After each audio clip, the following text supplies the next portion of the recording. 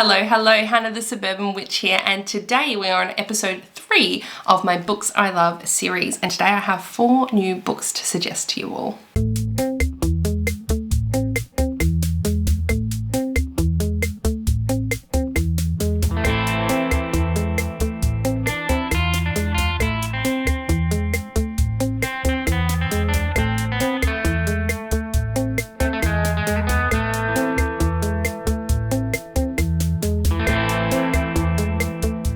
If you're new to my channel, I'm Hannah the Suburban Witch, an intuitive tarot reader and astrologer, and I love sharing all of my witchy content with you here on YouTube.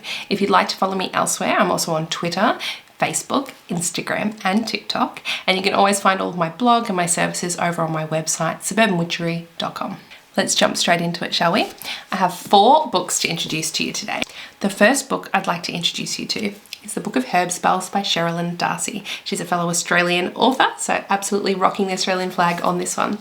Now, the book itself is stunning. It's really, really beautiful. It's got some gorgeous illustrations in here and it looks really pretty.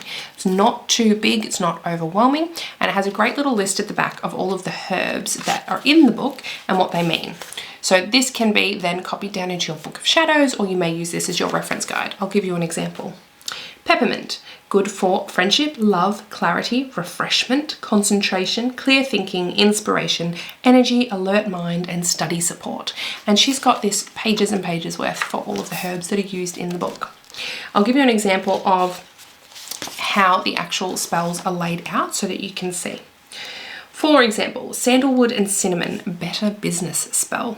She puts in timings. You want to do this on a waxing moon or a Thursday during the daytime. Okay, so if you can get all 3 of those, fantastic.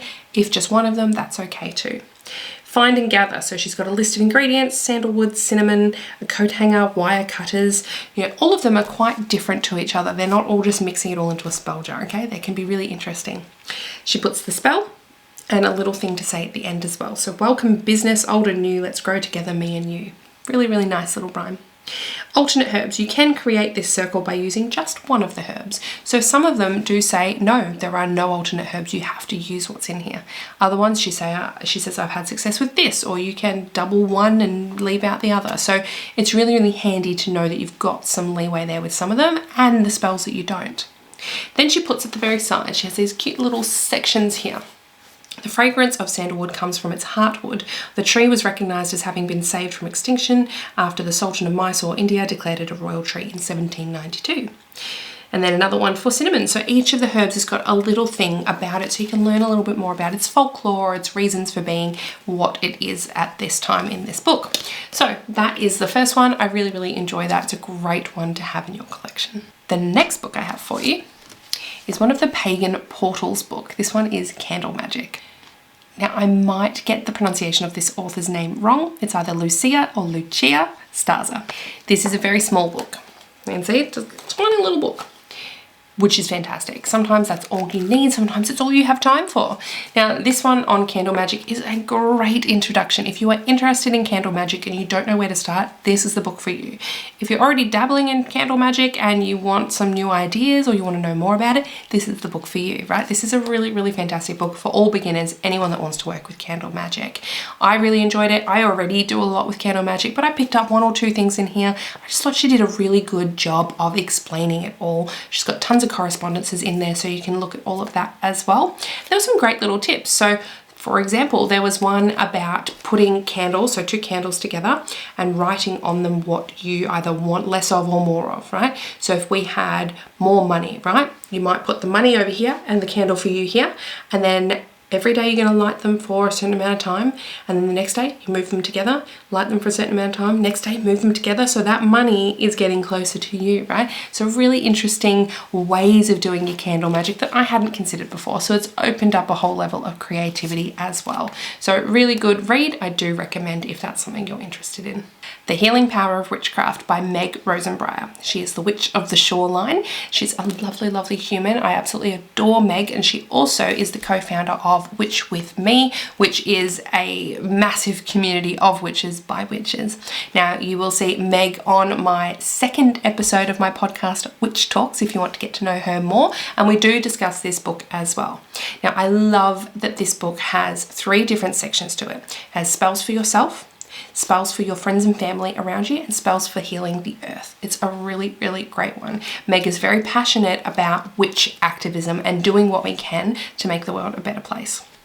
In terms of this book, I recommend it for beginners.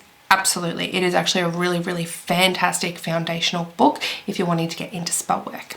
The very beginning of it goes through a few correspondences, all of the basics. It even talks about things like raising energy, which you don't actually see in a lot of books, and it's something that is crucial to spell work. So she talks about that at the beginning of the book before getting straight into the spells.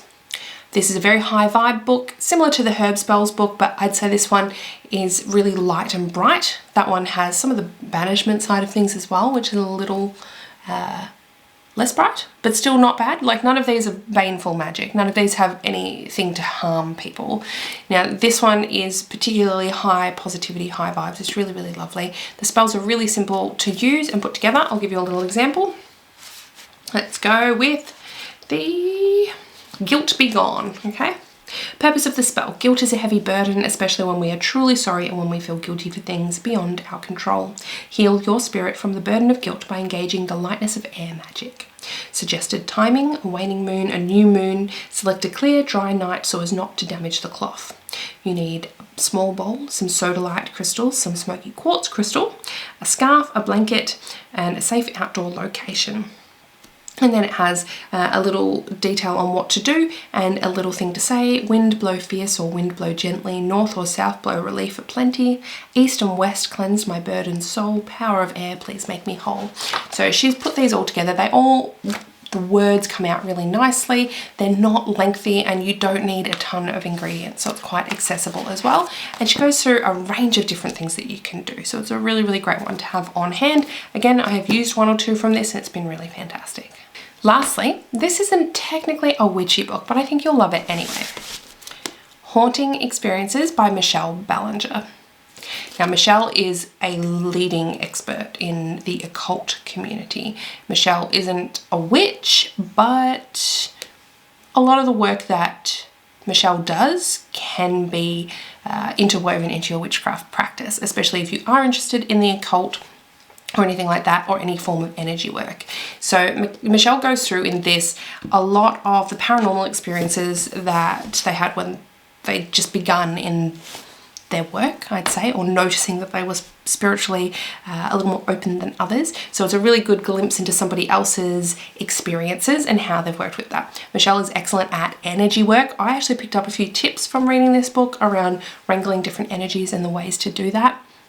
Really intriguing, some encounters with the Fae in there and other ones. It just gives you a well-rounded look at what entities are out there, and they're not always dead people and earthbound spirits. They can be much more than we expect, and how to deal with that and whether or not it's good or bad and that sort of thing. So really, really good book. Again, not super long. It's a good little read. I enjoyed it. It's not meant to be a teaching book. It is a retelling of experiences, but I'm excited to read more from Michelle as well. I think it's going to be really interesting. Michelle does a lot of content around psychic vampirism, around energy work, psychic development, that sort of thing. So very excited. Stay tuned. I'm probably going to read a few more of Michelle's books, I reckon. So that's it from me today. I hope you enjoy these books. I have recently done a blog post on all of the books that I do suggest, and I will potentially, as that grows, I will be adding in a few sub blog posts. So one that's just purely on witchcraft spell books, one that's purely on this and that, etc. So as that grows, so keep an eye on this space. If you can, please subscribe to my YouTube channel. I would love it if you did, and make sure to check out my Witch Talks podcast as well. As you may have seen, the episodes are coming to YouTube as well as all podcast apps as well. I look forward to chatting to you next time. Bye for now.